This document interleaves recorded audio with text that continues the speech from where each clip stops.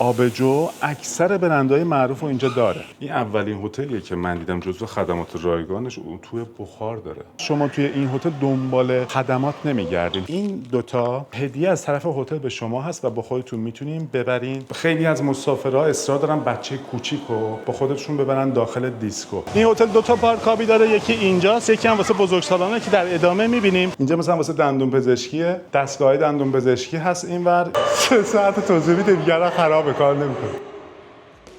اسپانسر دی تور.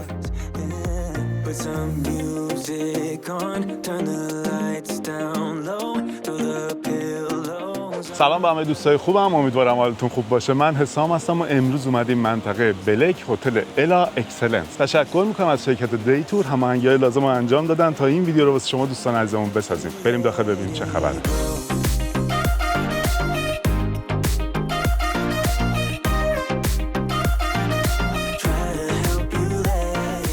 طبق معمول اکثر هتل‌ها وقتی وارد میشیم اینجا یک میز ولکام هست. یه فضا و معماری متفاوت می‌بینیم که در موردش بهتون توضیح میدم. اینجا یک میز ولکام خیلی قشنگی است، چند نوع نوشیدنی هست، شکلات هست. وقتی وارد میشیم گست اسیستان‌های اینجا که بهشون میگن الا اسیستان به شما خوش آمدگویی میکنن و در واقع مراحل چکینتون از همینجا شروع میشه.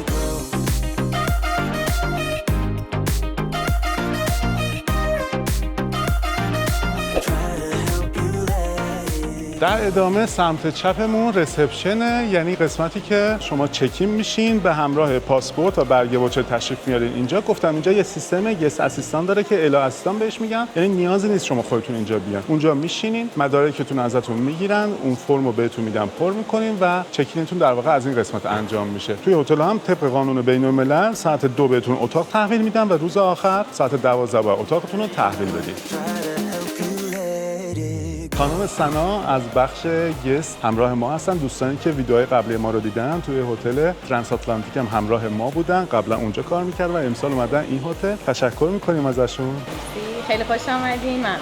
خیلی ممنونیم، امروز وقتشون واسه ما میذارن و اطلاعات از ایشون میگیم. خب با هم لابی این هتل رو میبینیم که دم ورود یک آبنمای خیلی قشنگی داشت، یک لوستری داشت. این لوستر رو نشون بدیم.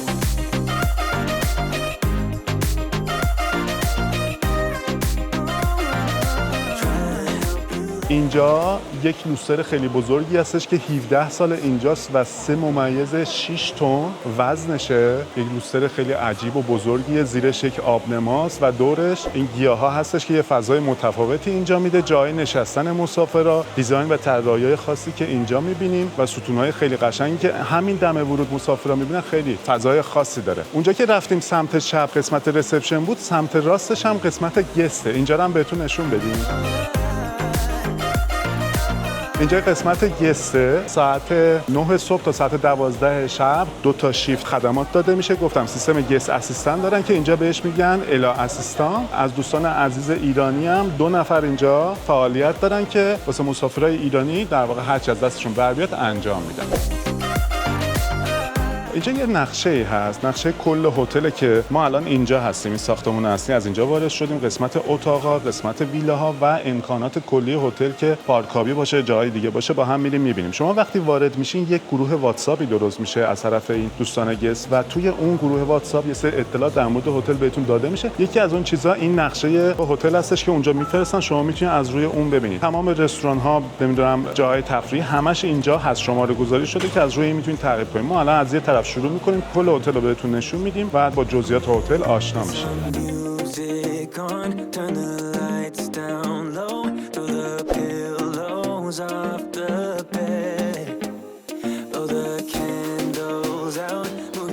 این هتل سال 2021 و 22 یک بازسازی بزرگی گذرونده، واسه همین یه جورایی حس می‌کنید که هتل نوئه و اینجایی که اومدیم بار اصلیه با یک دیزاین خیلی قشنگ. باریه که توی لابی 24 ساعت شبانه روزی کار میکنه، نوشیدنی الکلی و غیر الکلی میده و الان از این دوستمون خواهش میکنیم که از برندهای معروف یا چند تا شیشه رو به ما نشون بدن.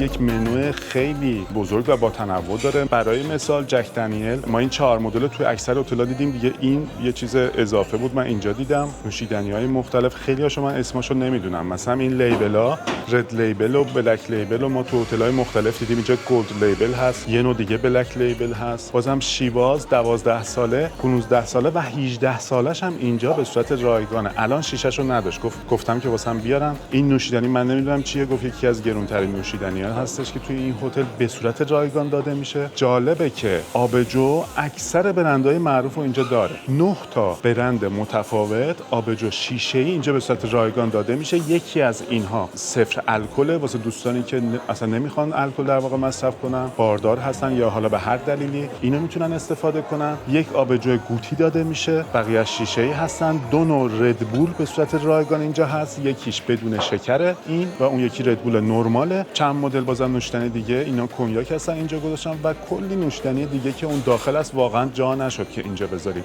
دوباره تکرار میکنم توی منوی نوشیدنیش نوشیدنی‌های برند و بین‌المللی خیلی زیاد هست و اینم بگم ما تو این تاریخی که اومدیم 16 شهریور 1403 این نوشیدنی‌ها به صورت رایگان جزو کانسپت هست توی سیزن تابستون. شما یه تایم دیگه میایین توی زمستون، میایین توی یک سال دیگه میایین، شاید اون سال مثلا هتل قراردادش با این نوشیدنی نباشه، با یه نوشیدنی دیگه باشه، اینو وردن یه چیز دیگه جاش هست. ولی توی این تاریخ همه این نوشیدنی‌ها به صورت رایگان توی این هتل داده میشه و کلی گفتم نوشیدنی دیگه اینجا هستش، داخلم هستش، چای، قهوه، نوشیدنی غیر الکلی، انواع کوکتل، شراب فلان، همشون به صورت رایگان جزو خدمات این هتل. این بار 24 ساعت شبانه روزی کار می‌کنه.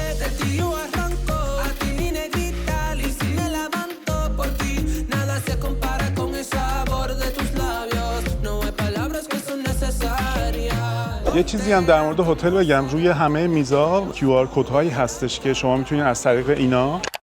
قبل ادامه اگه کانال ما رو هنوز سابسکرایب نکردی همین الان این کارو بکن. دکمه علامت زنگوله رو هم فعال کن که هر هتل جدیدی رفتیم و فیلم گرفتیم سریع از اون با خبر بشی. بریم ادامه ویدیو. به اینترنت هتل که وصل شدین بزنین منوی این نوشیدنی‌ها و کلی نوشیدنی دیگه بیاد و از اون استفاده کنین. هتل سعی میکنه کمترین کاغذ رو استفاده کنه، یعنی همه منوها روی QR کدها هستن. توی ورودتون اون مراحل چکینتون از روی این گوشی انجام میشه. خیلی از کارهای دیگه سعی میکنن کمترین کاغذ رو استفاده کنن که به محیط زیست هم در واقع آسیب نزنن. یه چیز دیگه هم که گفتش، این یه ورش منو هستش، یه ورش هم نظرسنجی در مورد هتل. یعنی شما هر قسمتی که یه چیزی رو استفاده کردین همونجا میتونید نظرتون هم در مورد اون قسمت با اون یکی بارکد بزنید. در ادامه قسمتی هستش که میره به سمت سالن‌های کنفرانس که ما باهاش کار نداریم ولی سالن‌های کنفرانس زیادی داره واسه فصلایی که هوا خنکه، از اونجا هم میشه استفاده کرد. اینجا یک رستوران 24 ساعته داره، همین بغل این بار است. بریم داخل اینجا رو با هم ببینیم.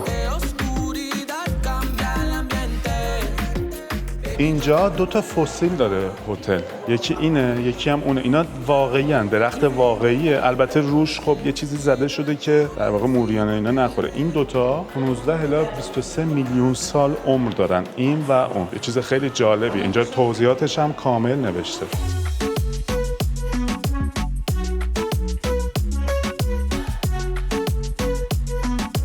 اینم از همون درختی که بهتون گفتم، تنه همون درخت است. گفتم روش یک لایه‌ای زده شده که محافظت کنه ولی این قسمتاش کاملا احساس میشه. تو این مسیر رسیدیم به همون رستوران 24 ساعته. اینجا یک رستوران آلاکارت ژاپنی هستش که به صورت اکستراس. هتل 7 تا آلاکارت داره. در مورد آلاکارت ها چون یکم متفاوته هر کدوم که رفتیم توضیح میدیم. این رستوران ژاپنی کلا اکستراس و واسه شام فقط استفاده میشه. اینجا همون رستوران 24 ساعت هست، اما ورودی اینجا یک دری هست، یک در دستسازی هست که 40 ماه روی این کار شده. یک در فوق العاده است. نمیدونم توی تصویر چقدر میشه دید. این ورش یکم بهتره، نور هست، از اون بهتون نشون میدیم. کاملا کنده کاری شده است، خیلی جزئیات زیادی داره.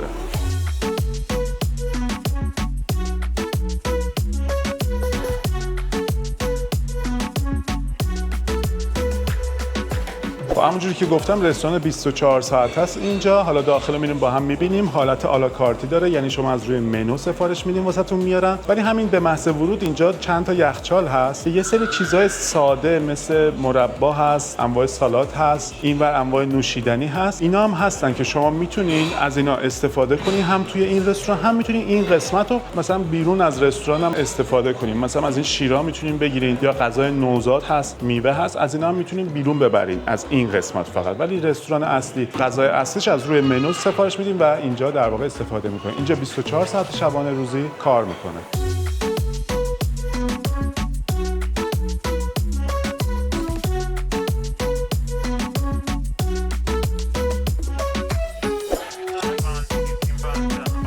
قسمت نشستن مسافرها سمت راست و چپ هست، قسمت روباز هست. انتهای همینجا هم یک بار 24 ساعت هستش که وصل به همون باری که با هم دیدیم، یعنی پشت همون باره که نوشیدنی از همونجا هم میتونین بگیرین، از داخل هم میتونین سفارش بدین. قسمت گفتم روبازش هم هستش که واسه مسافرها 24 ساعت شبانه روزی میتونن از اینجا استفاده کنن.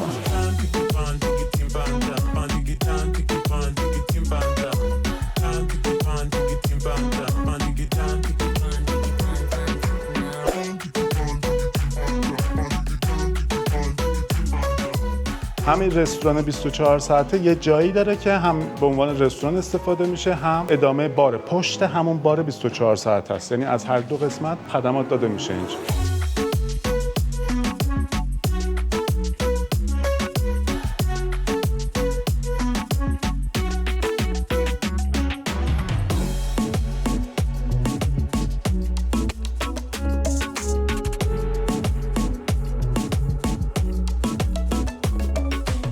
اینجا یک پیانو هستش که توی هتل ها معمولا ساعت 7-8 به بعد یه نفر از طرف هتل میاد اینجا برنامه اجرا میکنه و مسافرها استفاده میکنن. این همون بار 24 ساعته بود که با هم دیدیم. ادامه لابی رو میخوام یه قسمتایی هست بهتون نشون بدم. یه تراسی هم هستش خیلی قشنگه. یه چیز جالب دیگه هم بهتون بگم، من دقت کردم این خانومی که اینجا هست از کادر هتل. شما میایین اینجا رو تجربه میکنین، حتما تو قسمت کامنت بنویسین که آیا به نظر من موافق هستین یا نه. ولی من احساس میکنم که شما توی این هتل دنبال خدمات نمیگردین، همیشه هست خدمات دور براتون. من اینجوری احساس میکنم چون کادر هتل تعدادشون زیاده و جاهای مختلف هتل میبینم که وایستادن هستن. شما هر لحظه به همه چی دسترسی دارین، هر چی بخواید میتونین بگیرین. میخوایم بریم طبقه پایین، بازم یک منظره خیلی قشنگی داره این پله ها. میریم طبقه پایین و امکاناتشون میبینیم. اینجا هم بازم مبل هست، جای نشستن مسافرها هست و یک تراسی هم داره. تراس هم با هم ببینیم، یک دوری بزنیم و بریم طبقه پایین و امکانات طبقه پایین رو با هم ببینیم.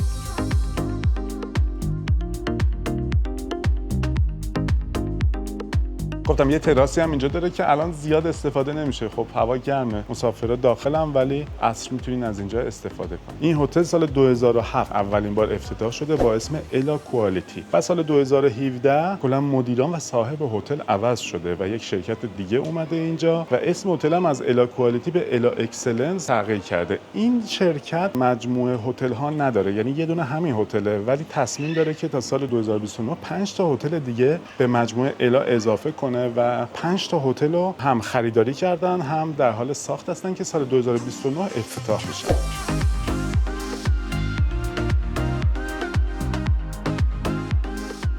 خب اومدیم طبقه پایین. اینجا کلی امکانات هست. یک بار دیگه هم حالا از بالا بهتون نشون دادیم، بریم با هم از پایینم ببینیم. یه بار بزرگم پایین است. یه چیز جالبی هم هست، وقتی میایین طبقه پایین اینجا دو تا جای پای خرسه، نمیدونم چیه، گربه است که این پاها رو اگه ادامه بدین میره به کیدز کلاب بزرگ این هتل. یک کیدز کلاب خیلی بزرگ داره، 5000 متر و خیلی مدعی هم. با هم میریم میبینیم. رستوران اصلی اونور هست، بریم این باری که اینجا هست رو با هم ببینیم، بعد بریم به سمت رستوران و حالا کلیه در واقع خدماتی که اینجا هست. اینجا یکی از پاتیسراشه، 2 تا پاتیسری داره این هتل. بریم داخل اینجا رو ببینیم. یه فضایی داره انگار یه خیابونیه. حالا با هم میریم میبینیم که مغازه است، خیلی دیزاینش خاص و باحاله. حالا مغازه‌های اکسترا هم هست، ولی بین اینا یکی از اینا پاتیسریه، یکی از این مغازه‌ها که به صورت رایگان داخلش بستنی هم هست. ساعت 10 صبح تا ساعت 10 شب اینجا کار میکنه. انواع شیرینی هست اینجا، ماکارون هست و یک استند بستنی خیلی بزرگ و گردی داره که انواع طعم‌ها هست و هر چی بخواید اینجا در واقع نامحدود میتونیم بگیریم، جزو خدمات هتل.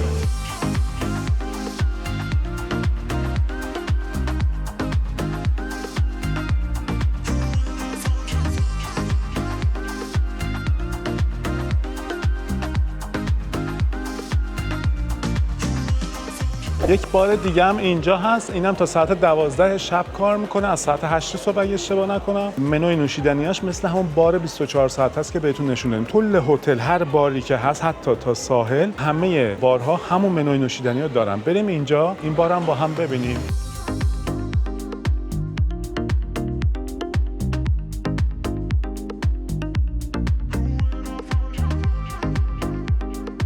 اینجا مغازه‌های مختلف هست، جواهر فروشی هست، اونجا لباس فروشی بود. از این مغازه‌های چی میگن کادویی هست، مارکت هست. اینا همشون به صورت اکستراست. و واسه استفاده حالا خرید داشتین میتونین از اینجا هم استفاده کنین. 2 تا جا هست واسه رفتن به محوطه، یکی از این مسیری از جلوی رستوران اصلی، یکی هم از اون بره. حالا رستوران اصلی رو با هم ببینیم. برگشتم در واقع اونجا رو بهتون نشون میدیم. اینا شف‌ها یا همون آشپزهای معروف بین‌المللی هستن از کشورهای مختلف. توی تاریخ‌های خاصی که این پایین زده توی این هتل هستن و غذاهایی که توی رستوران اصلی داده میشن و اینا آشپزی میکنن. تاریخ‌های خاصی هم این پایین زده. اینا شف‌های بین‌المللی و ستاره‌داری هستن که توی این هتل خدمات میدن. رستوران اصلی اومدیم، اسمش هایات هستش، یعنی زندگی. اینجا یک میزی هستش که رزرو آلاکارتا هستش. گفتم آلاکارتا جای مختلف هست، بهتون کامل توضیح میدیم. ساعت‌ها رو زده، صبحانه، نهار، شام و شما میتونین توی رستوران 24 ساعته این هتل هم هر ساعتی که دوست داشتین از اونجا هم نوشیدنی و غذا بگیرین. هتل توی کیفیت غذاش هم خیلی ادعا داره. بریم داخل رستوران با هم ببینیم و ادامه هتل.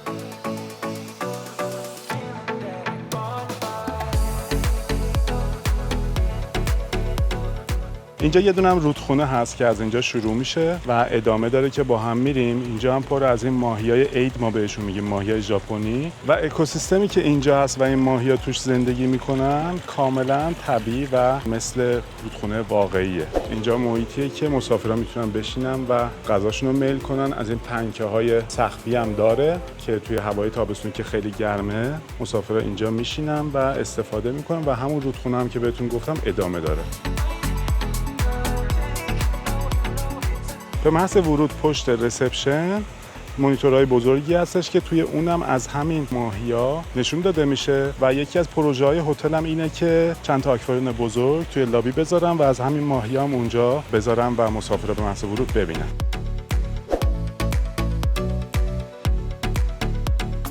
بازم همون ادامه رودخونه و قسمت‌های باحال آبنماهای خیلی قشنگی است. اینجا هم یه جایی هست که حالا از اون ور اگه رفتیم بهتون نشون میدم. ماهیا هم اکثرا اونجا جمع، حالا نمیدونم توی تصویر چقدر دیده میشه. اون قسمتی که چتر داره ساعت 9:30 تا 10 صبح هر روز به این ماهیا اینجا غذا داده میشه و مسافران هم میتونن بیان اینجا و از طرف هتل غذا رو بگیرن و اینجا به ماهیا غذا بدن. توی رستوران هم دو تا جای مختلف هست. یکی ویلا سکشنه، یعنی مسافرایی که توی قسمت ویلایی این هتل اقامت دارن میتونن یه جای مخصوص خودشون داشته باشن و هر اتاقی یک شماره داره. مثلا اینجا رو شماره زده شده، اینجا دیگه رزرو واسه این اتاق، یعنی مسافر دیگه اینجا نمیاد. شما هر وقت بیاین اگه توی این اتاق اقامت دارین میتونین از اینجا استفاده کنین.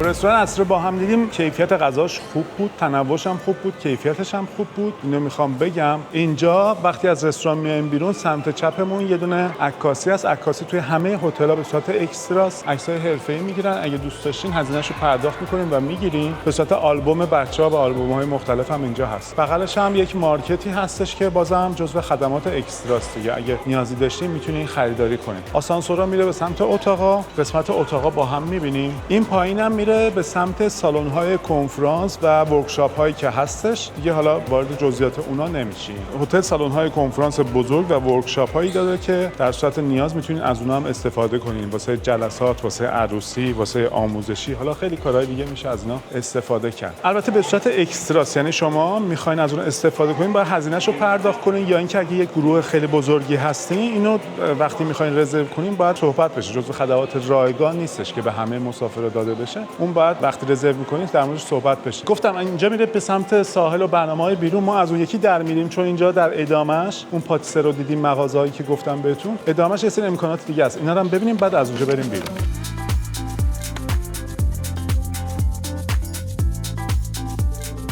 همون بغل پاتیسری اینجا یه کوچه مانندی هست. اینجا هم چند تا چیز هست. یه سینما هست، یه نایت زون هست، همون دیسکو سرپوشیده هتل. الان داخلش رو می‌بینیم. دیسکو هتل هم توی همه هتل‌ها به این شکلی که مثبت 18 ساله و شبا اگه برنامه هتل ساعت مثلا 11 12 تموم شد در ادامهش اینجا هستش. معمولاً هم تا ساعت 1:30 تو بعضی از هتل‌ها تا ساعت 2 هستش و مسافران میتونن بیان استفاده کنن. خودش هم بار داره، تو همون ساعت‌ها در واقع خدمات میده، میتونین استفاده کنین.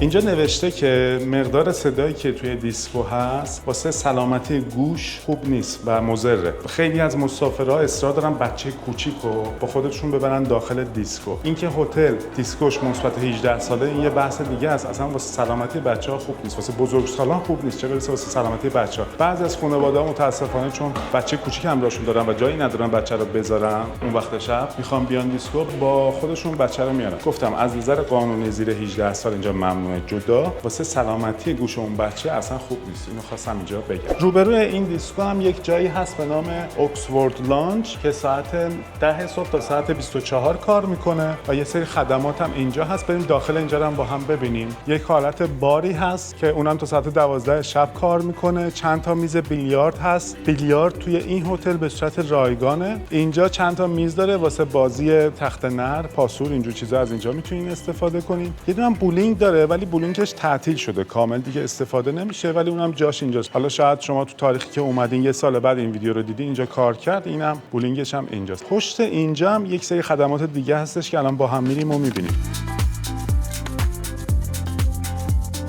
پشت باره یک جایی هست واسه استراحت مسافراست. این به درد مسافرایی میخوره که زودتر اومدن، صبح هنوز اتاق نگرفتن یا اینکه اتاقشون تحویل دادن، ترانسفرشون یکم دیر وقته. اینجا میتونن بشینن. داخل اینجا کمدم داره، توی سرویس بهداشتیش حمامم داره و گفتم اینجا هم میتونم مثلا استراحت کنم. داخل اینجا هم ببینیم کمدهایی داره که رمز دارن، یعنی شما میتونید وسایلتون رو بذارین و حوله. چه جالب، حوله و شامپو هم اینجا هست. اینجا قشنگ دوش هم داره، یعنی شما پروازتون ساعتش مثلا زودتر بوده، اومدین هنوز اتاقو تحویل نگرفتین، میتونین بیاین اینجا دوش بگیرین. حتی اینجا سشوار هم داره، گفتم که حوله داره، شامپو هست، اینجا سشوار هست. اینجا مال خانوماست، اون یکی مال آقایونه. از کمودا استفاده کنین، برین در واقع استخر و اینا لباساتون رو عوض کنین. کلا از امکانات هتل استفاده کنین، هم روز اول هم روز آخر میتونین از اینجا استفاده کنین. خدمات خیلی خوبیه.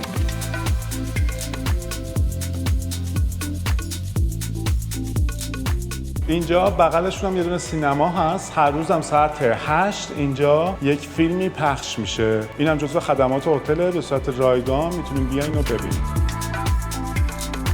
سینمای خوبیه و فیلمایی هم که پخش میشه همشون زبان اصلیه و زیرنویس ترکی داره. فیلم‌ها میتونین از اینجا هم استفاده کنید، جزو خدمات.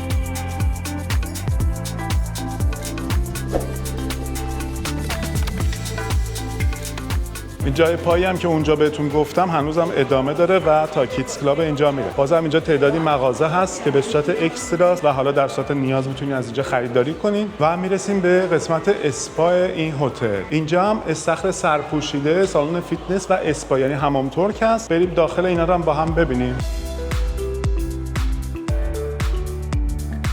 اینجا باشگاه بدنسازیه. این هتل که 2 تا داره، یه دونم بیرون داره که روبازه، بهتون نشون میدیم. خود این سرپوشیده‌اش هم 2 تا قسمت داره. داخل اینجا رو با هم ببینیم. 8 صبح تا ساعت 8 بعد از ظهر اینجا کار میکنه و جزو خدماته، میتونین بیاین استفاده کنین.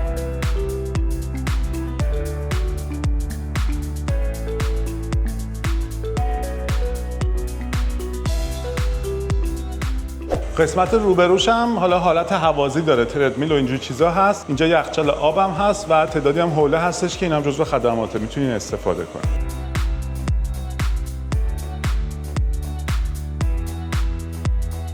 چقدر قشنگه اینجا. قشنگ نیست؟ با سنگ اینا درست شده.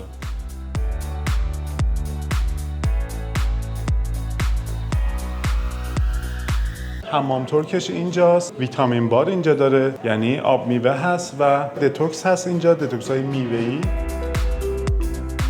اینجا سونای بخار هست. اینجا جای عینک هست واسه مسافرایی که عینکی هستن، تا عینکشون اینجا بذارن. و اما حمام ترکی اصلی، اون قسمت حمام ترکش اینجاست. اینجا همون ترکی اصلیه، همون ترکی بزرگه است. یه همون ترکی دیگه هم اونجا هست، الان میگم که چه فرقی داره. یه دونه سنگ بزرگ گرم وسط داره، 2 تا سنگ هم این بغلا داره واسه خدمات ماساژ، کیسه کشی اگه بخواین تو اینجور اتاقا، تو این جاهای خاص بهتون خدمات میدن. و دور دور اینجا آب هستش که توی حمام ترک همه هتل‌ها هستش. یه حمام ترک دیگه هم بغل هستش پرایوت، اون یه حالت VIP داره، هم به صورت VIP میتونین استفاده کنین که خب هزینه‌اش متفاوته. همین که اگه توی مسافرها مثلا خانم باشن که یه گروه یا چند نفر، حالا فرق نمیکنه، بگم ما نمیخوایم از حمام ترک اصلی استفاده کنیم، میخوایم یه جای مخصوص خانم‌ها باشه، اونجا رو به اونا موقتی میدن که استفاده کنن. اینجا همون ترک دومی که بهتون گفتم هستش که هم به صورت VIPه، همین که گفتم اگر خانمی باشه که بخواد تنها جدا باشه یا حالا فقط خانم‌ها باشن، از اینجا میتونن استفاده کنن.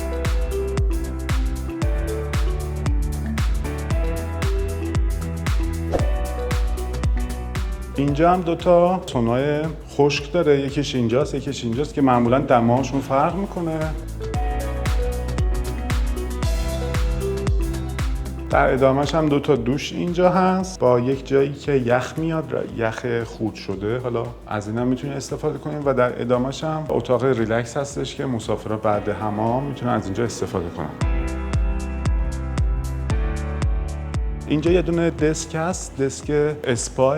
اینجا پکیجاشون رو معرفی میکنن. توی اسپا همه هتل ها قسمت حمام ترک و سوناهایی که بهتون نشون دادیم به صورت رایگانه، ولی یه سری خدمات ها هستن که به صورت اکستراست، مثل ماساژ و کیسه کشی و حالا پکیج صورت و پوست و اینجور چیزا. اینا به صورت اکستراست. اینجا بهتون توضیح میدم، پکیجاشون رو معرفی میکنن. اگه دوست داشتین هزینه‌اش رو پرداخت میکنین و استفاده میکنین. خیلی دیزاین قشنگی داره اینجا. و در مورد بوی اینجا هم یه چیزی بهتون بگم. خب بو رو نمیشه توی ویدیو انتقال داد، ولی هتل های خوب و با کالیته یک بوی خاص مخصوص خودشونو دارن و این بو رو شما هیچ جای دیگه، هیچ بیرون، یعنی توی عطر اتکلو نمیتونین پیدا کنین. این به خاطر اینه که اگر یک جایی یک بوی شبیه این احساس کردین، تداعی این هتل بشه.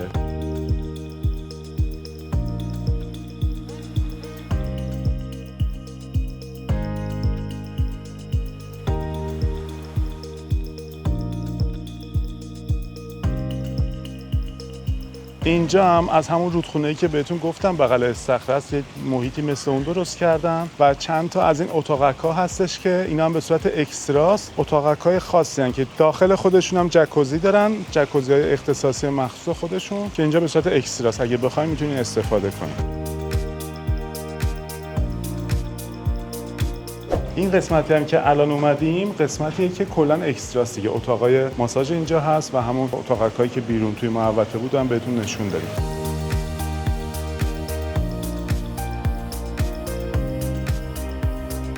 اینجا هم استخر سرپوشیده این هتل.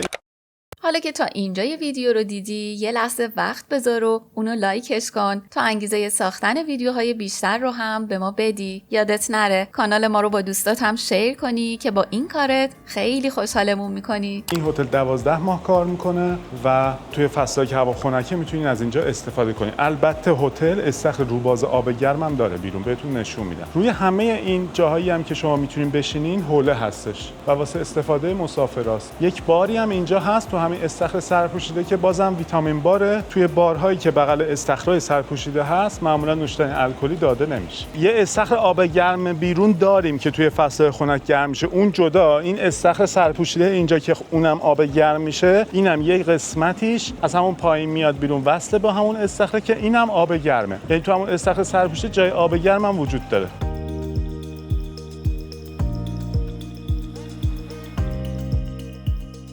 اینجا واسه بچه‌هاست با عمق کم 30 سانتی متر، نرمالش هم که 140 سانتی متر بود. واسه بچه‌های کوچیکه. واسه دوستانی که معلولیت دارن از این آسانسورها هم هستش که با استفاده از اینا میتونن داخل آب برن و برگردن. البته باید یه نفر از کادر هتل که مسئول این قسمت هستش در واقع کمکشون کنه.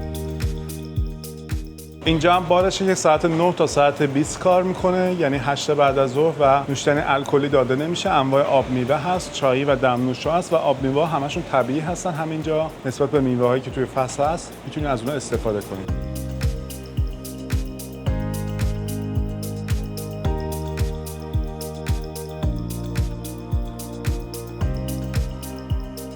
خب اومدیم جلوی همون رستورانه. از اینجا وارد محوطه میشیم، بریم قسمت‌های مختلف هتل رو ببینیم. این هتل مساحت 110,000 متره داره و یه هتل نسبتاً بزرگیه. اینجا هم یک ریشه درخت رو گذاشتن، این هم جنسش طبیعیه، یعنی ساختگی نیست، ریشه یه درخت. خیلی باحاله. داشتم میگفتم که این هتل 110,000 متره و یک هتل بزرگیه و نزدیک به 583 تا اتاق داره به همراه ویلاها. توی این محوطه‌ای که ما اومدیم کل هتل 257 مدل گیاه متفاوت هست. از هر کدوم هم شاید تعداد خیلی زیادی هست، ولی از نظر تعداد نوع 257 مدل و روی درخت‌ها بارکدهایی هست. حالا تو مسیر بهتون نشون میدم که شما اگه روی اونا گوشیتون رو بگیرین اطلاعات در مورد اون گیاه میاد. تنوع گیاه و سرسبز بودن هتل کاملا مشخصه دیگه. اینجا منطقه جنگلی هستش که داخلش در واقع این هتل‌ها رو ساختن.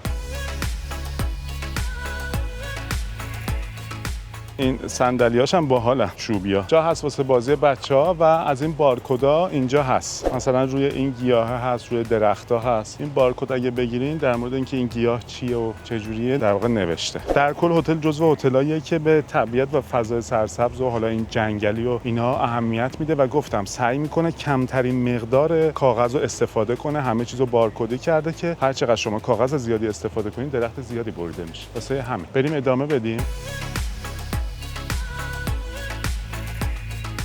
اینجا رو نشون بدیم بهتون. اینجا قسمتی که صبح یوگا برگزار میشه، یک قسمت جداست. بعد ادامه بدیم به سمت ساحل. از اون بارکدایی که بهتون گفتم اینجا هم هست. گفتم روی درخت‌ها و گیاها هستش از این بارکدها. و اینجا یک پلتفرم مانندی هستش که هر روز ساعت 8:30 هر روز اینجا برنامه یوگا هست. یه سری استادهای خیلی معروف هم هستن، مثلا اینجا زده تاریخ‌های خاصی که اینا اگه حضوری باشن که میان اینجا، اگه نباشن به صورت آنلاین از روی حالا تلویزیون، تبلت یا هر چی باشه به مسافرایی که اینجا هستن و آموزش میدن. یه فضای جدا شده است که خیلی هم باحاله. بازم از این میز صندلی‌های چوبی قشنگ هم اینجا میزش هست، هم اونجا چند تا صندلیش هست. اون سمت میره به سمت لیک هاوس که حالا بعداً میریم اونجا. ادامه بدیم به سمت محوطه اصلی و ساحل. این همین اولین استخری که اومدیم، استخر نیمه المپیکه که این استخره توی فصلایی که هوا خنکه آب گرم میشه. این استخرهای بعدی نرماله، فقط این استخر آب گرم میشه. این همون آسانسور معلولینی هستش که داخل استخر سرپوشیده بهتون نشون دادم، توی استخرهای بیرون هم هست و یه دونه سیستم بارکد هم اینجا هستش. اینو توی هتل روبی پلاتینیوم ساین دیدیم توی آلانیا. سیستم خوبیه. شما میتونین اینجا همونجا که آفتاب میگیرین گوشتون رو بگیرین، یه شماره پایینش هست. این منویی که میاد نوشیدنی سفارش میدین، اونجا این شماره رو میزنین، اون که توی بار کار میکنه سفارش واسش میره، آماده میکنه و بارمن‌ها یا اون دوستانی که گارسونایی که اینجا کار میکنن واسه این شماره اینجا میارن. این سیستم رو توی اون هتل دیده بودیم، خیلی باحال بود. اینجا هم از همون سیستم داره.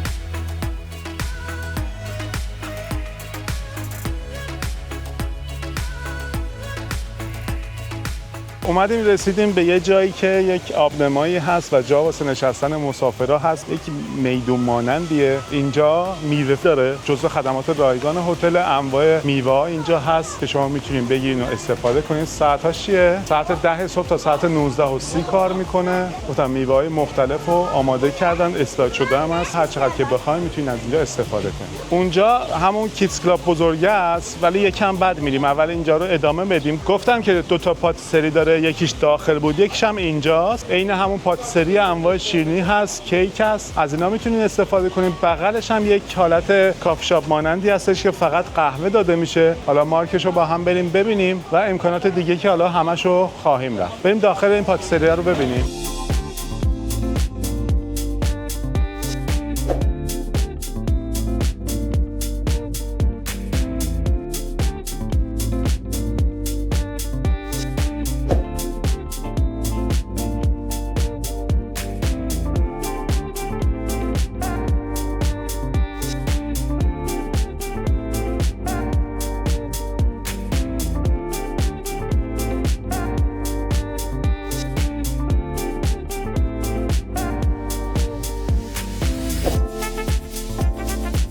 خب اینجا هم هتل با قهوه شیلر قرارداد داره و به صورت رایگان خدمات میده. گفتم یه حالت کافی شاپی داره اینجا. تو هتل‌های مختلف، هتل‌های البته با کیفیت، قهوه داده میشه، مثلا استارباکس هست، شیلر هست یا حالا مارک‌های دیگه. اینجا با شیلر قرارداد داره و به صورت رایگان اینجا میتونین استفاده کنین.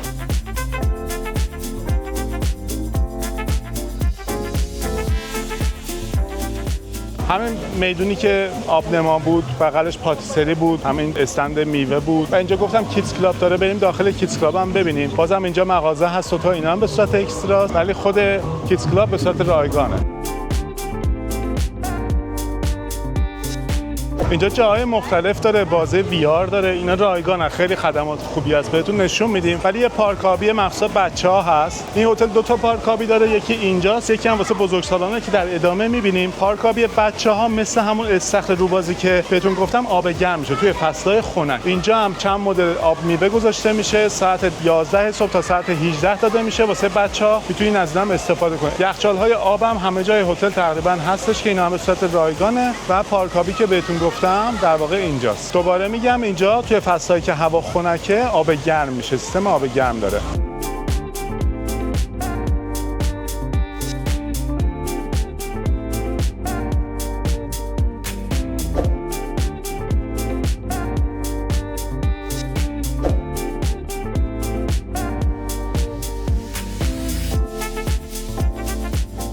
یه تین کلاب هست اینجا واسه یه بچهای 10 تا 15 ساله. یه حالت گیم سنتر داره و به صورت رایگانه. اینش خیلی مهمه. اینجا پلی استیشن 5 هست، چند تا دستگاه بازی هست و معمولا گیم سنتر توی هتل دیدیم اکستراست، ولی اینجا رایگان بچه‌ها میتونن بیان استفاده کنن.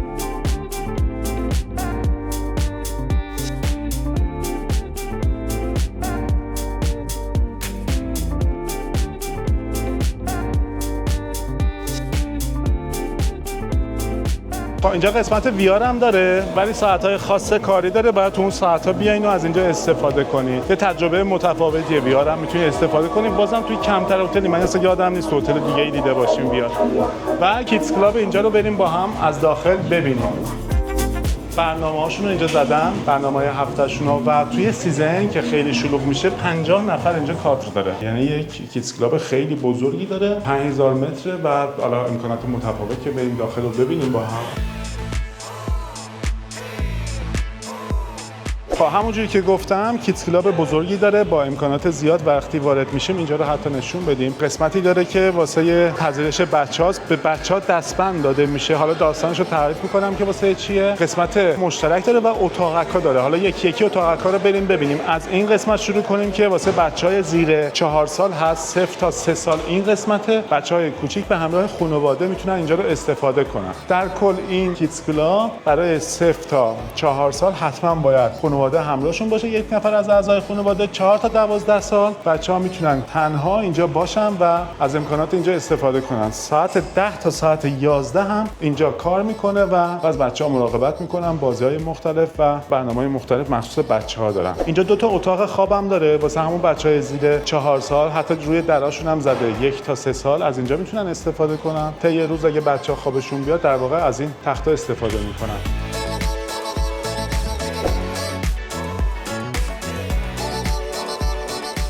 یه دونه هم اتاق اینجا داره که واسه تعویض پوشک بچه است و اتاق خوابی که بهتون نشون دادیم یه دونه دیگه هم اینجا هست. اینجا یکم اتاق خوابش مثلا بزرگتره، تختاش 4 تا 6 ساله، اونجا 1 تا 3 سال بود.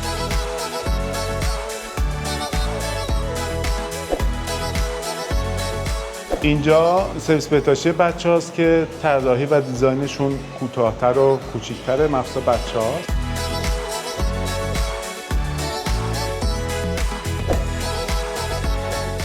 اینجا یکی از اتاقای آرتش، اتاق نقاشی. الان چون تو این ساعت یه اکتیویتی دیگه است، بچه‌ها اونجا از اینجا استفاده نمیشه و تو این ساعتی که استفاده نمیشه فوری شروع کردن به تمیز کردن و ضدعفونی کردن اینجا.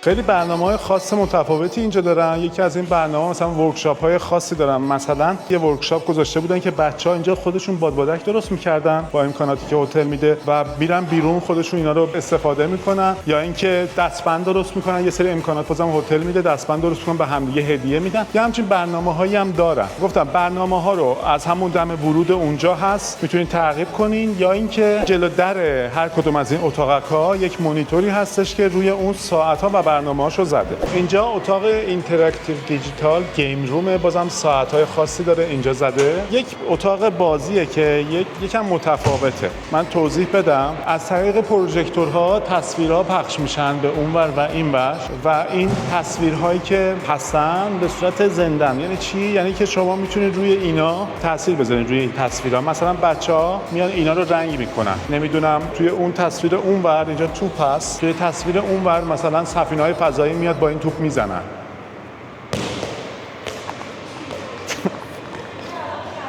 گفتم kar çalışmıyor mu? Hanımefendi bir çekelim mi? Yakından çekelim. ساعت توضیح میده دیگران خرابه، کار نمیکنه.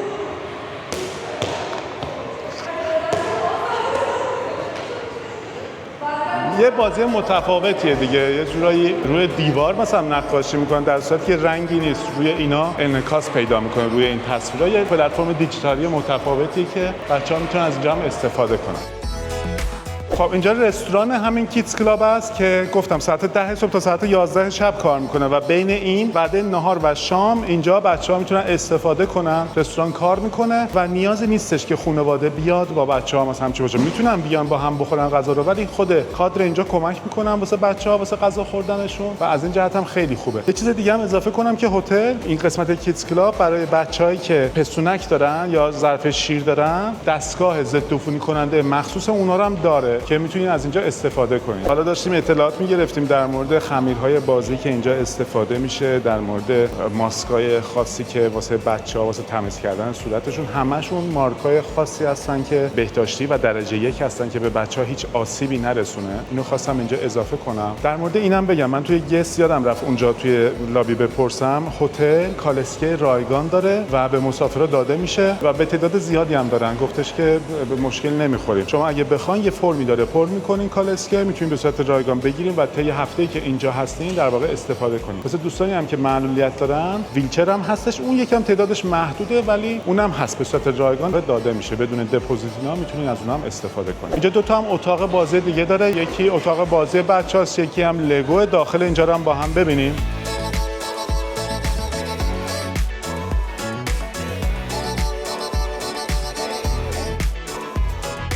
اینجا اتاقکایی هستش که دیجیتالیه، مثل اتاق بازی پلی استیشن، بازم ساعتاشو اینجا زده. تعدادی پلی استیشن هستش که بچه‌ها دارن بازی میکنن و اینجا اتاقک سینمایی هم داره.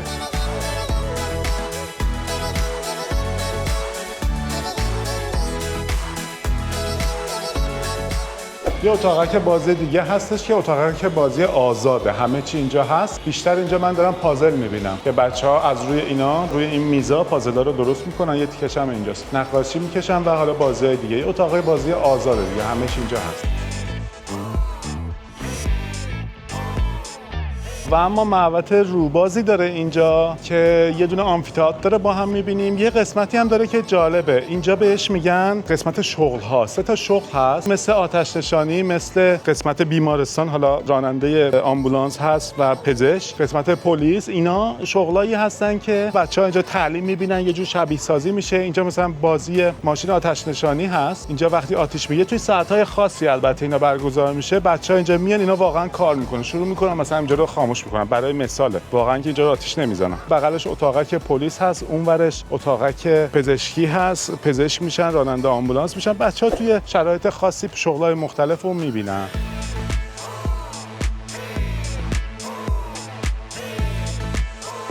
اینجا مثلا واسه دندون پزشکیه، دستگاه دندون پزشکی هست اینور. یه شبیه سازی کامل از اتاق عمل اینجا هستش.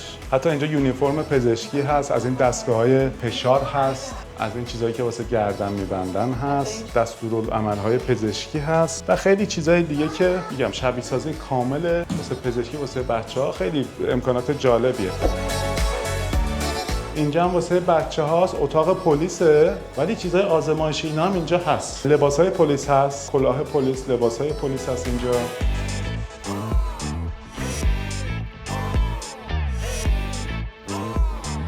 اینا قسمت چی میگن؟ جرم شناسی میگن، واسه یه اثر انگشت و آزمایش خون و اینجور چیزاست. اینجا کلی چیزای لابراتواری هم هست و بازم مثلا اتاق قبلی شبیه سازی کامل است، یه اتاق استیشن پلیسه.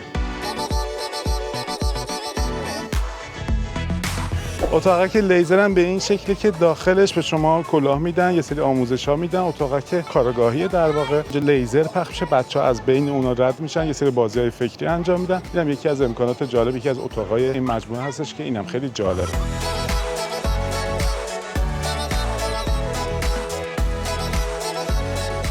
قسمت روبازی هم که هست، اینجا انواع بازی‌ها هستن. یه چیز جالبی هم که هست، اینا اکثرا یعنی 99% از چوبن، بقیه حالا پلاستیک و اینا هستش فرق میکنه. ولی این چوبا یه چوب خاصی ان که از تنه، یعنی در واقع یه درخت خاصی ان که هم زیر بارون خراب نمیشن، هم واسه بچه‌ها هیچ آسیب و ضرری ندارن، هیچ حساسیتی، هیچ چه میدونم موریانه چیزی ندارن، واسه بچه‌ها هیچ مشکلی ندارن. چوبای خاصی ان که اینجا استفاده شده. خواستم اینم اضافه کنم.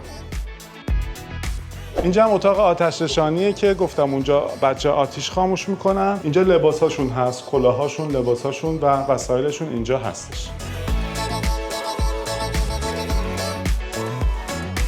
اینجا یه آمفی‌تئاتری هم هستش که واسه بچه‌ها هر شب اینجا ساعت 8:30 مینی دیسکو شروع میشه واسه بچه‌ها تا ساعت 9 تا 9:30 حالا 1:10 یه برنامه خاصی هم در واقع اینجا دارن در ادامه همون یه حالت اجرایی واسه بچه‌ها. یعنی ساعت 8:30 تا ساعت 9:30 اینجا برنامه هر شب واسه بچه‌ها هستش.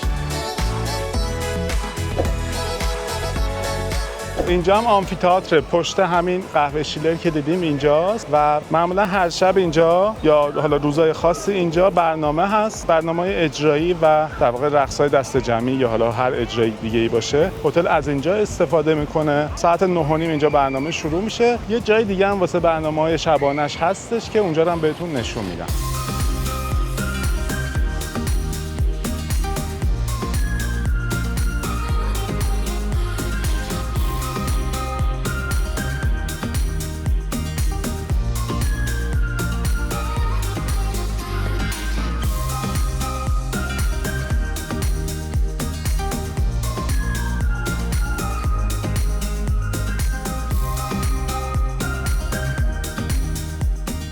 اینجا استیجی که هر شب اینجا برنامه هست. حالا نسبت به برنامه ساعتاش فرق میکنه ولی معمولا 10:10 شروع میشه برنامه تا ساعت 12 شب برنامه هست. اینجا اگه اجرایی باشه تو همون آمفی‌تئاتری که بهتون نشون دادیم ساعت 9:09 اونجا شروع میشه. اون که تموم شد بعد اینجا ادامهش میشه. اینجا هر شب برنامه است. برنامه‌های مختلفی هستش که شما از طریق برد اینفویی که هست حالا یکیش هم اینجاست بهتون نشون میدم میتونید تعقیب کنین و از برنامه‌ها استفاده کنید.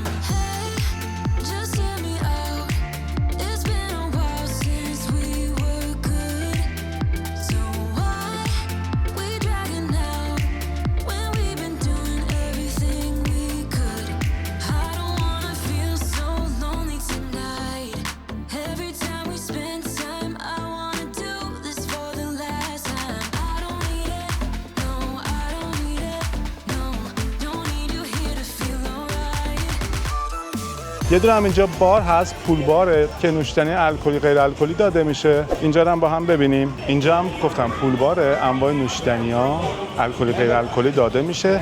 منو نوشیدنی الکلیشون خیلی تکمیل و بزرگ و با کیفیت. مثلا اینجا 4 مدل ابسولوت گذاشته شده، انواع جک دنیلا هست. همون نوشیدنیایی که تو بار اصلی نشون دادیم همش اینجا هستش. نوشیدنی الکلی و غیر الکلی از اینجا میتونید بگیرید. تعداد آبجو زیادی دارن در مارک‌های مختلف که اینجا هم در واقع داده میشه. میتونید استفاده کنید.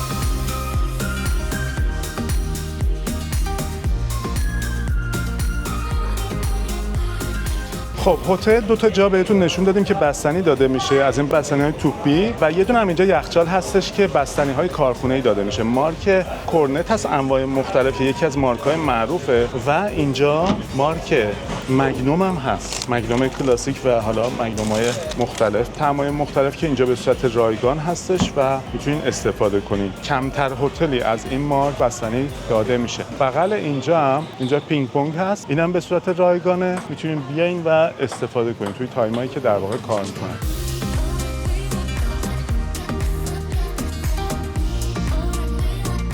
اینجا یه دسکی هست، دسک انیماسیونه. ساعتش هم اینجا زده، ساعت 8 تا 8 بعد از ظهر. شما هر چیزی که مثل راکت های تنیس، همین پینگ پونگ ها، هر چیزی که در مورد اکتیویتی بخواین از این قسمت میتونین بگیرین، به صورت رایگان بهتون داده میشه. تو این ساعت ها باید بیاین تحویل بدین. بغلش هم یه سالن فیتنس دیگه است. گفتم داخل اونجا یه فیتنس بود، گفتم 2 تا داره، یکیش بیرونه. اون اینجاست، یه قسمتش اینجاست، یه قسمتش هم اینجاست که با هم بریم و ببینیم.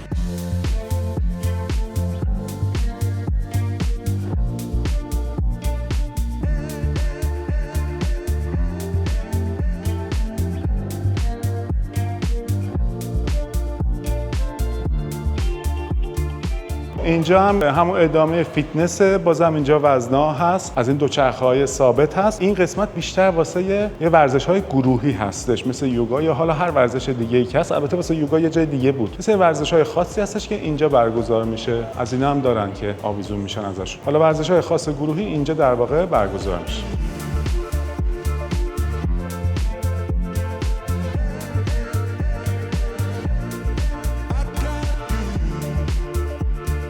اومدیم رسیدیم به ساحل. از اینجا میره به سمت ساحل. 2 تا اسنک بار اینور اونور هست، بریم اینوری رو با هم ببینیم. یکی از این اسنک بارا حالت آلاکارتی داره و شب‌ها هم حتی آلاکارت ترک هستش اینجا. این آلاکارت ترکی که اینجا هست به صورت رایگانه، شما میتونید شب اینجا رو استفاده کنین. چون ظرفیتش کمه، 80 نفر است، باید از قبل رزرو کنین. این آلاکارت رایگانه. توی روز هم ساعت 12 تا ساعت 4 بازم اینجا کار میکنه، بازم به صورت رایگانه، ولی منوش مثل آلاکارت شبش نیست، منوش دیگه متفاوت. اینجا بار داره و خود اسنک بار رو بریم با هم ببینیم.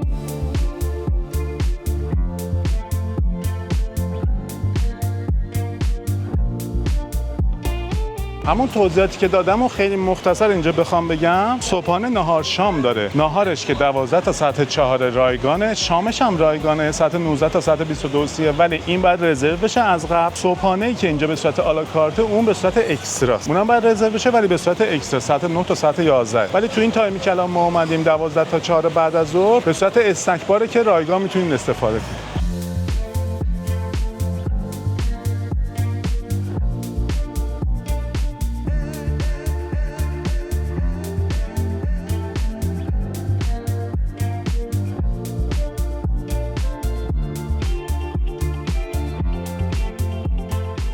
یک آلاکارت دیگه روبرو هست، الان میریم اونجا، ولی چون صدای موزیک میاد من حالا یه توضیحاتی در موردش بدم. اونجا مثبت 12 ساله، ساعت 12 تا ساعت 4 حالت آلاکارتی داره و رایگانه و شبها تبدیل میشه به آلاکارت ولی اکستراست. آلاکارت دریاییه که شما از قبل با هزینه‌شو پرداخت کنین استفاده کنین. توی این آلاکارت دریایی اینجا هم هر شب موزیک زنده هستش.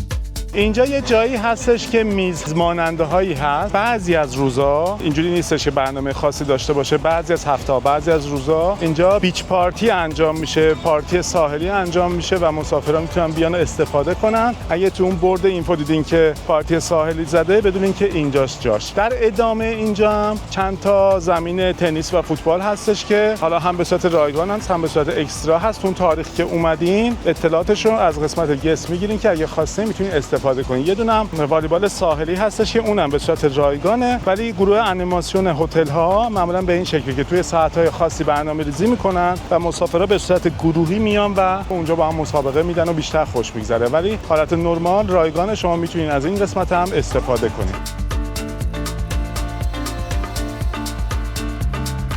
اومدیم قسمت ساحلی. این واسه دوستانیه که معلولیت دارن، با این میتونن داخل دریا برن و برگردن و جاها واسه مسافرا که آفتاب بگیرن. اینا به صورت رایگان همه اینا، ولی هتل اتاقکایی داره که بهش پاویلیون گفته میشه، به صورت اکستراست. اگه بخواین اونا رو هم میتونین اجاره کنین که از قسمت گست حداقل یه روز قبلش باید اطلاعات قیمتش رو بگیریم و رزرو کنیم. و اسکله هتل که اینجاست بریم با هم ببینیم، چون اونجا هم یک باری داره. ساعت 10 صبح تا ساعت 7 شب هم این باری که توی اسکله هست کار میکنه و بازم منوی نوشیدنیش مثل همون بار اصلی همه نوشیدنی‌های برند خوب و اینجا داره.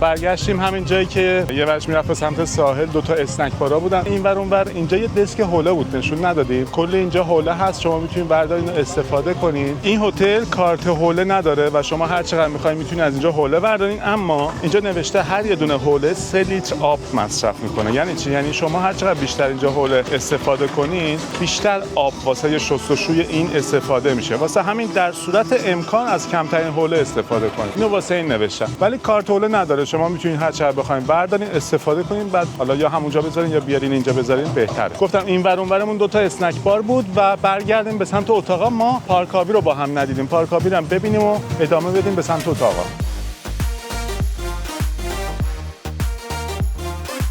خب ما از اون ور اومدنی دیگه پارکابی رو ندیده بودیم، از اون ور رفته بودیم اینجا پارکابی هتل دو تا پارکابی داره، یکی واسه بچه‌هاست که دیدیم، یه دونه پارکابی هم اینجاست، این واسه بزرگسالا. ساعت 10 تا 12 و ساعت 1 تا ساعت 5 اینجا کار میکنه و میتونین استفاده کنین.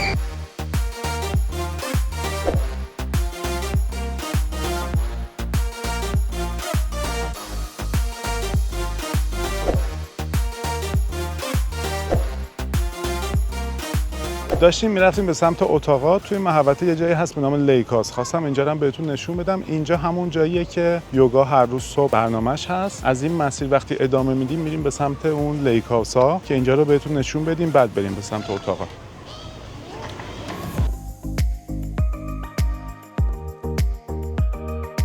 اینجا یه زمین مسطح بزرگی هم هست. اینجا هتل فستیوال‌های خاصی داشته باشه، برنامه خاصی داشته باشه، از اینجا استفاده میکنه. اما گفتم توی قسمت کیدز کلاب مثلا بادبادک درست میکنن خودشون استفاده میکنن، مثلا از اینجا استفاده کرده بودم. از داخل رستوران بهتون نشون دادیم یه جایی هستش که شما میتونین به ماهیا غذا بدین. البته صبح‌ها ساعت 9:30 تا 10 از طرف هتل میان غذای مخصوص ماهیا رو میارن، شما میتونین از اینجا غذا بدین و همین الان هم همشون جمع شدن.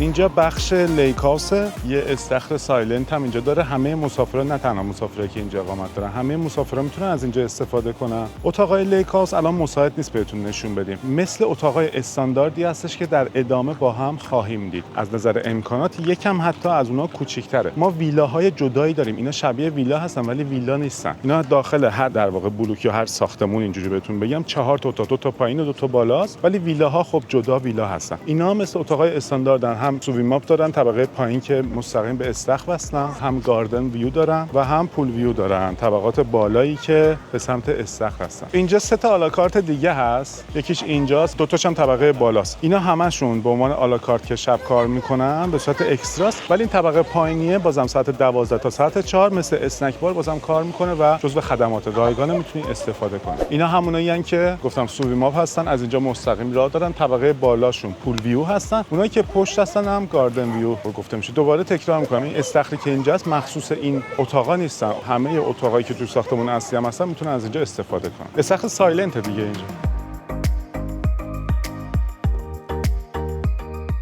گفتم که 3 تا آلاکارت هست، 2 تا بالایی هست که کلا اکستراست، اینم شب‌ها اکستراست ولی صبح‌ها ساعت 12 تا ساعت 4 بعد از ظهر به صورت اسنک بار کار میکنه، رایگانه.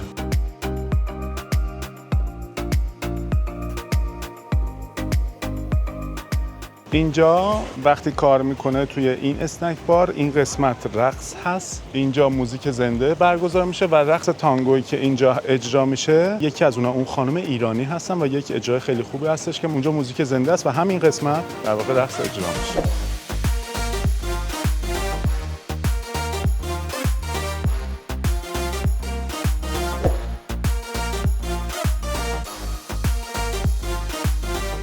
اینجا هم ادامه همون استخراست و اینجا هم زده که قسمت سایلنت. این قسمت بازم لیکاس ها هستن و ادامه داره.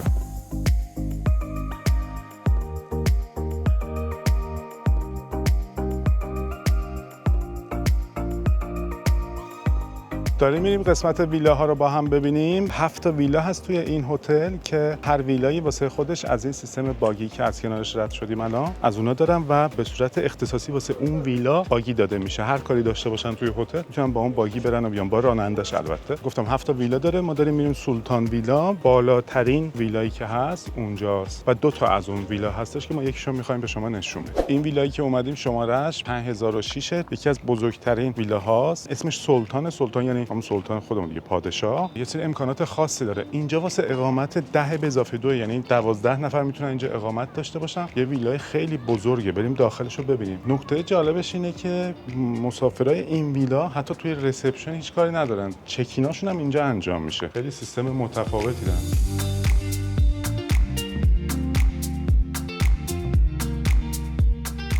کل این ویلا 886 متره و گفتم واسه اقامت 10 به اضافه 2 یعنی 12 نفر پذیرش داره. وقتی وارد میشین اینجا سیستم هوشمند داره. شما میتونید با یک دکمه همه چراغا رو همزمان روشن کنین یا مثلا کولرها رو روشن کنین. سیستم هوشمند اینجا داره. به محض اینکه وارد شدین دیدین دیگه یه صحنه خیلی فوق العاده ای داره، استخر مخصوص خودش داره و کلی امکانات که با هم بریم ببینیم. از همین طبقه بالا شروع کنیم. اینجا یک اتاقی هست، 4 تا اتاق خواب داره. این یکی از اتاقاشه، یه بالکن و تراسی واسه خودش داره، یه تخت کینگ بزرگ داره. همه اتاقاش واسه خودش سرویس بهداشتی داره. 4 تا اتاق طبقه بالا هست، یه اتاق هم طبقه پایینه. یه حالت اتاقک لباس دارن واسه خودشون و کلی امکانات که داخل کمدها و اتاقا هستش که با هم می‌بینیم. این ویلاها سرویس 24 ساعته غذا و نوشیدنی رایگان به داخل اتاق دارن.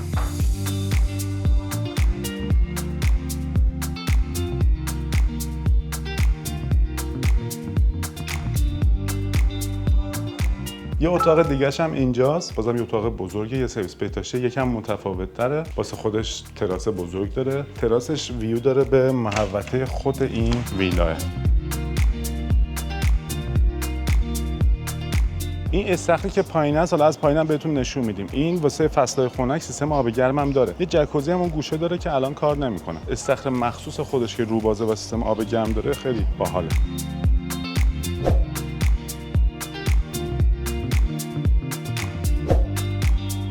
سرویس بهداشتی این اتاق یکم از اون یکی بهتره. یک وانی این وسط داره، یکم بزرگتره، 2 تا جای دست شستن هست، یه دونه توالت داره و یه دونه هم دوش داره و از اون اتاق قبلی که دیدیم یکم بهتره.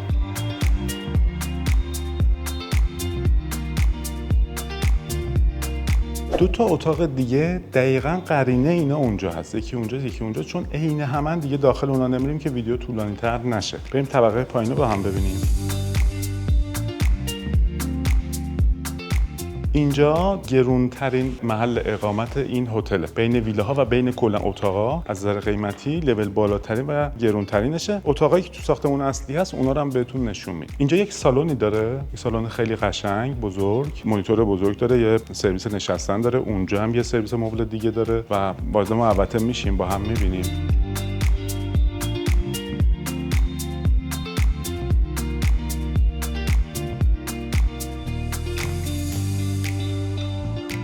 توی این طبقه پایین یه جایی هستش که واسه خودش یه حمام ترک جداست، سالن فیتنس هم داره. سالن که بهتون میگم یه جای فیتنس هم داره. اینجا حمام ترکشه، حمام ترک کامله.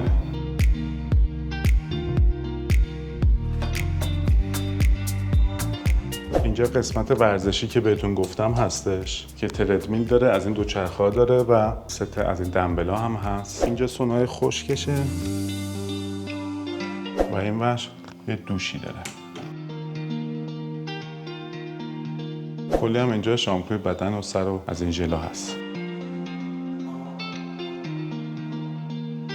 یک اتاق دیگه است، یا اتاقی که 2 تا تخت جدا داره. 5 تا اتاق داره که 4 تاش طبقه بالا بود، یه دونش هم این پایینه. معمولا تو همچین ویلاهای لول بالایی یا اتاقای لول بالایی یه اتاقی هستش که واسه بادیگارد، واسه پرستار بچه، واسه خدمتکار استفاده میشه. شاید این از اون اتاقا هستش، ولی خب به عنوان اتاق کامل میشه استفاده کرد. بغلش واسه خودش سرویس بهداشتی کامل هم داره.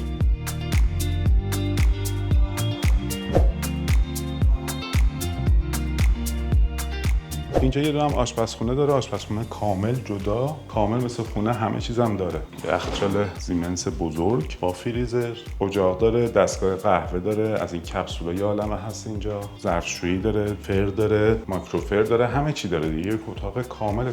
حتی دستگاه یخساز هم اینجا هست. اینجا یه میز غذاخوری بزرگ هست 12 نفره و اینجا یک بار داره خودش بغل همین میزه. خب الان نوشیدنی نیست ولی وقتی اینجا رزرو بشه واسه مسافرها اینجا همه چی گذاشته میشه. گفتم سرویس نوشیدنی و غذای رایگان داره 24 ساعته. رایگان که جزو هزینه‌ای که پرداخت کردیم.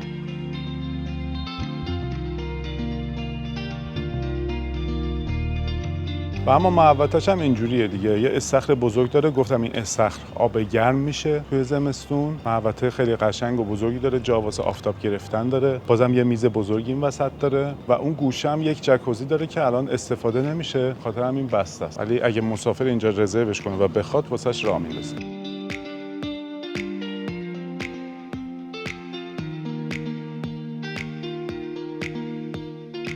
اومدیم ساختمون اصلی اتاقا رو بهتون نشون بدیم. اولین اتاق 1165 شمارهشه. دم ورود اینجا هم زنگ داره، همین که یک سنسوری هستش که نشون میده داخل اتاق کسی هست یا نه. این سنسور هم خواستم بهتون نشون بدم. اینجا مثل اتاقای معمولی نیستش که میایین کارت میذارین. کل هتل از این سیستم کارت نداره، سنسور داره. این اتاقی که اومدیم اتاق سوپریور سی ویو هست، همون اتاق استاندارد و نرمالی که توی هتل‌ها میبینیم. اینجا بهش سوپریور گفته میشه. این اتاق سی ویو، اتاق گاردن ویو هم داره. اینجا که وارد میشیم سرویس بهداشتی است، با جزئیات بهتون نشون میدیم. کمدها هست و خود اتاقی که به این شکله. وارد که میشیم یک تخت دبل بزرگ میبینیم و یک کاناپه میبینیم. این اتاق 45 متره و واسه اقامت 2 تا بزرگسال با 2 تا کودک یا 3 تا بزرگسال مساعده. واسه نفر سوم یا از این کاناپه‌ای که تخت شده استفاده میشه، یا اینکه اگه مسافر خودش بخواد یک تخت کانگورو میگن، از این تختای در واقع اکسترا آورده میشه و اینجا گذاشته میشه. اگه بچه‌ام باشه که از این راحت میتونه استفاده کنه. داخل اتاقا مینی بار هست، دستگاه قهوه کپسولی هست که به صورت رایگانه. کپسول اینجا گذاشته میشه و شما که وارد میشین 4 تا کپسول هست، هر روز اینا شارژ میشه به صورت رایگان. وقتی میان واسه سرویس اتاقتون اینا رو میذارن. اینجا چای هست، چای گیاهی و چای نرمال هست. اینجا چیپس هست،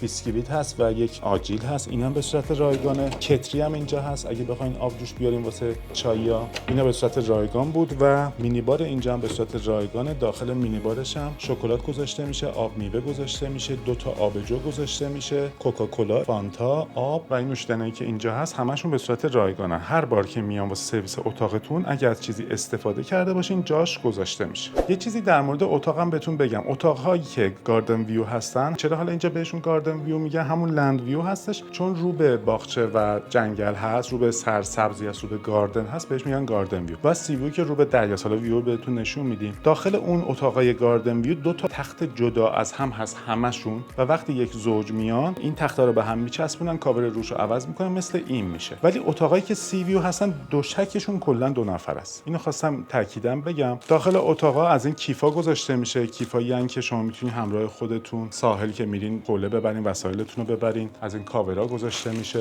واسه اتاقایی که بچه رزرواسیون شده و بچه میاد، تنپوش بچه گذاشته میشه. واسه بزرگسالان تنپوش هست، بهتون نشون میدم. یه دونه هدیه واسه بچه‌ها گذاشته میشه از این خرسای کوچولو و دمپایی مخصوص بچه‌ها گذاشته میشه. این 2 تا خرسه و این هدیه از طرف هتل به شما هست و با خودتون میتونین ببرین به عنوان یادگاری. ولی خب این تنپوشه جزء اموال هتله. بریم داخل سرویس بهداشتی هم با هم ببینیم که اونجا چه امکاناتی داره. داخل سرویس بهداشتی اینجا هم یه سری امکانات هست، نشون بدم بهتون. اینجا چون پلمپن داخلش رو نمیتونم باز کنم نشونتون بدم، ولی بگم که داخلش خمیر دندون هست با مسواک، 2 تا سوهان هست، پد پاک کردن آرایش هست. اینجا کاور مو هست، گوش پاک کن هست، شونه هست و لیف هستش که به صورت رایگان جزو خدمات میتونین استفاده کنین و تعدادی هم شامپو بدن و شامپوی مو هستش که اینا هم جزو خدمات به صورت رایگان میتونین ازشون استفاده کنین. روبروی سرویس بهداشتی داخل کمد اینجا سیو باکس هست، نخ سوزن هست، واکس هست، پاشنکش هست، دستمال پاک کردن کفش هست، لیست خشکشویی و پلاستیک خشکشویی هست. خشکشویی توی همه هتل‌های آنتالیا به صورت اکستراست، قیمتاشو اینجا زده. یک کمد دیگه هم اینجا هست، اینم داخلشو ببینیم. داخل اینجا هم 2 تا تنپوش هست و یک اتو بخار داره اینجا. این خیلی چیز باحالیه، مخصوص این اتاقا به این شکل. این اولین هتلی که من دیدم جزو خدمات رایگانش توی اتاق توی بخار داره. و بریم بالکنش هم با هم ببینیم. البته یکم دیر شد، هوا تاریکه، از دور یک ویوی از دریا بهتون نشون بدیم، ولی در کل گفتم دیگه اینا اتاقای سی ویو هم دارن، اتاقای گاردن ویو هم دارن. این اتاقی که الان اومدیم اتاق سی ویو هست. قیمت اتاقای سی ویو متفاوته، قیمتشون بیشتره. اگه بخواین اتاق سی ویو داشته باشین، همچین ویوی داشته باشین، حتما باید از جایی که رزرو میکنین بگین، هزینه اکستراشو ازتون میگیرن و رزرو سی ویو واسهتون میفرستن. نورمال اتاقایی که روی پکیجای تور هستن، اتاقای لند ویو توی این هتل هم بهش گاردن ویو گفته میشه که رو به گاردن هستن. نورمال روی پکیجا اون اتاق هستن.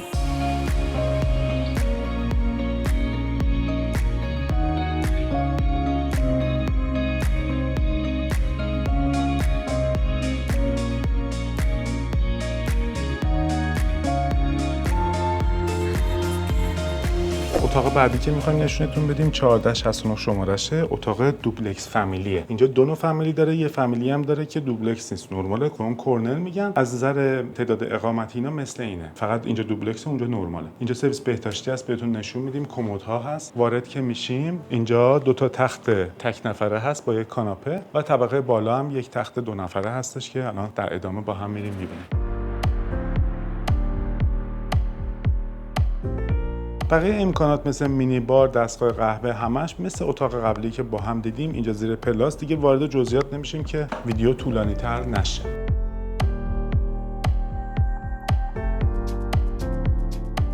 با طبقه بالا که میایم اینجا یک تخت دبل بزرگ هست واسه 4 بزرگسال و یک کودک مساعد هستش و در کل 60 متر 2 تا طبقه با هم. اینجا هم یه سرویس بهداشتی داره. اینکه 2 تا سرویس بهداشتی داره خیلی خوبه، ولی وسط 2 تا اتاق در نیستش دیگه، پله هستش که نمیشه این 2 تا رو از هم جدا کرد. داخل سرویس بهداشتی هم با هم ببینیم امکاناتی که داخل سرویس بهداشتی و کمدها هست مثل اتاق قبلی که با هم دیدیم.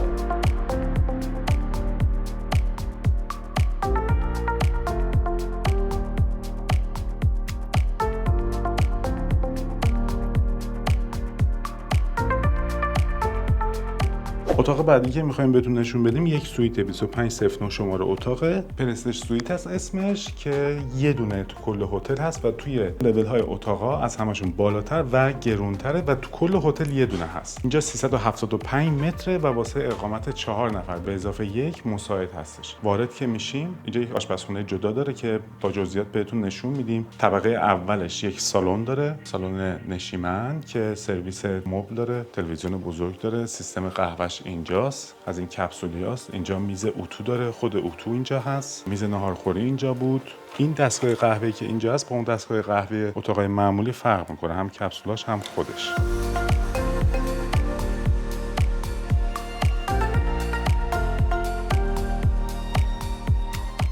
اینجا یه آشپزخونه تکمیلا برای خودش داره. اینجا یخچالشه، پایین فریزرشه، اینجا فر هست. اینور دستگاه قهوه شیلر توی اتاقای نرمال بود با کپسولای مخصوص خودش اینجا هست. کتری هست. آشپزخونه کامل دیگه واسه اقامت اینجا یه هفته 10 روز همه چیز داره.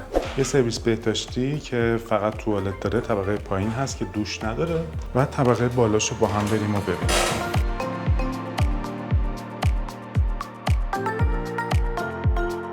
توی اتاقای دوبلکس معمولا از این درا میذارن، این واسه بچه هست دیگه، بچه کوچیک اگه باشه برای اینکه از پلا نیفته این درو میتونیم ببند. و اتاق اصلیش که اینجاست که داخلش یک تخت بزرگی هست، سرویس حالت سالونی داره، اینجا تلویزیون بزرگ داره و یه سرویس بهداشتی خیلی بزرگی هم داره که الان با هم میریم اون میبینیم.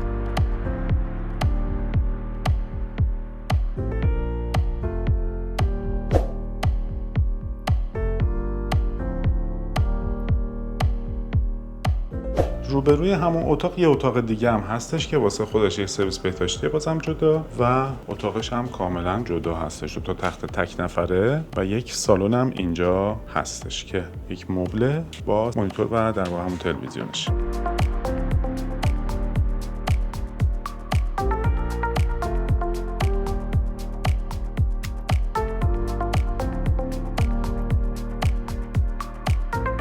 خب دوستان عزیزم، امروز 16 شهریور 1403 هستش و اومده بودیم هتل الا اکسلنس تو منطقه بلک آنتالیا و اطلاعاتی که توی این ویدیو دادیم مربوط به این تاریخ هستش. هتل از نظر غذایی در سطح بالایی قرار داشت و از نظر نوشیدنی هم یک منو با تنوع بسیار بالا از انواع نوشیدنی بین‌المللی رو داره.